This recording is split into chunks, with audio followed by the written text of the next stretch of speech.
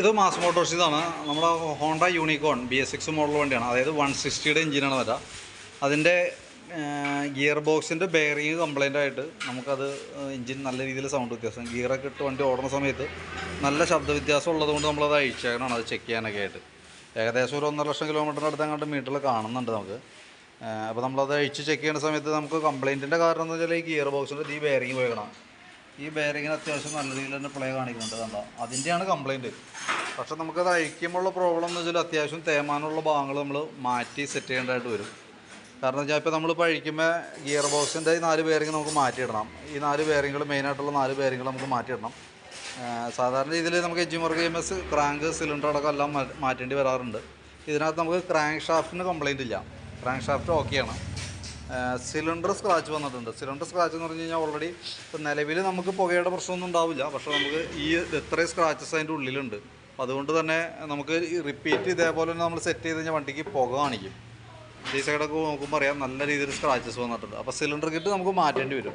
Cylinder piston കിറ്റേപ്പാടി മാറ്റണം. അതേപോലെ തന്നെ ക്ലച്ചിൻ്റെ ഭാഗവും നമ്മൾ മാറ്റേണ്ടതായിട്ട് വരും. ക്ലച്ച് ഡിസ്കും അതിൻ്റെ പ്ലേറ്റ് സെറ്റ് ഈ ഭാഗം നോക്കുമ്പോൾ ഈ വീലുകൾ നല്ല രീതിയിൽ തേഞ്ഞിട്ടുണ്ട് കേട്ടോ. ഇതിങ്ങനെ സെറ്റായിട്ട് വരും. നമുക്ക് ഏകദേശം ഒരു 1850 രൂപ 1900 രൂപ റേഞ്ചാണ് വരാം. ഇതേപോലെ കിറ്റായിട്ട് വരുന്നുണ്ട്.